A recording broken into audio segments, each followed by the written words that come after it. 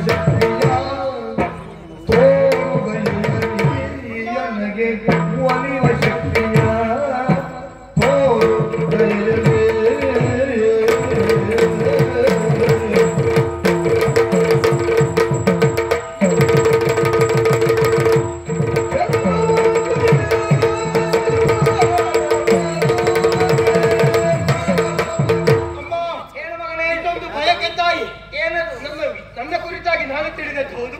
ಆದ್ರೆ ಮುಂದೇನು ಮಾಡಬೇಕು ಎಂಬಂತ ಆಲೋಚನೆ ಮಾಡಿದವನು ಹೌದು. ಅಮ್ಮ, ಇಷ್ಟು ದಿನಗಳ ಪರ್ಯಂತ ಕೆಲವೊಂದು ವಿದ್ಯೆಗಳನ್ನು ಹೇಳಿಕೊಟ್ಟವರು ನೀನು ಅಲ್ವಾ? ಜನನಿ ತಾನು ಮೊದಲ ಗುರು ಅಂತ ಹೇಳಿ. ಅಮ್ಮ, ಹಾಗಿದ್ರೆ ಇಲ್ಲಿಗೆ ನನ್ನ ಅಧ್ಯಯನ ಮುಗುವುದಿಲ್ಲ ತಾಯೇ. ಸರ್ವ ಸಿದ್ಧಿಯನ್ನು ಪಡೆಯಬೇಕೆಂಬಂತ ಆಸೆ ನಾನು ಹೊತ್ತಿದವನಿದ್ದೇನೆ. ಆ ಕಾರಣಕ್ಕಾಗಿ ವಿಶೇಷವಾಗಿರುವಂತಹ ಶಕ್ತಿ ಎಲ್ಲಿದೆ ಅದನ್ನು ಒಲಿಸಿಕೊಳ್ಳುವ ಬಗೆಯಂತು ಇದೆಲ್ಲ ಹೇಳ್ತೀರಾ ತಾಯೇ? 1-2 ವಿದ್ಯೆ ಅಲ್ಲ, ಆಹಾ, ಸರ್ವ ಸಿದ್ಧಿಯೂ ಬೇಕು ನನಗೆ. ಸಕಲ ವಿದ್ಯೆಯನ್ನು ಮಗನೇ, ಅಮ್ಮ, ವರ್ತಮಾನ ಕಾಲಘಟ್ಟದಲ್ಲಿ ಸರ್ವ ಸಿದ್ಧಿಯನ್ನ ಬಲ್ಲವ ಒಬ್ಬ ಮಾತ್ರ ಇದ್ದಾನೆ, ಶ್ರೀಕೃಷ್ಣ. ಅವ 64 ವಿದ್ಯೆಯನ್ನು ಬಲ್ಲವ. ಹಾಗೆ 64 ವಿದ್ಯೆಯನ್ನು ಅಭ್ಯಾಸ ಮಾಡಲು ಸುಲಭ ಅಲ್ಲ ಮಗನೇ. ಹೇಳಿಕೊಡುವ ಗುರು ಯಾರು ನನಗೆ ಗೊತ್ತಿಲ್ಲ. ನಿನ್ನ ತಂದೆಯವರು ಬನ್ನಿ, ಆಮೇಲೆ ಯೋಚನೆ ಮಾಡಿ ಯಾವ ಗುರುಗಳನ್ನು ಆಯ್ಕೆ ಮಾಡಿ. ಇಲ್ಲ, ನಾನು ಕಲಿಯಲೇಬೇಕು.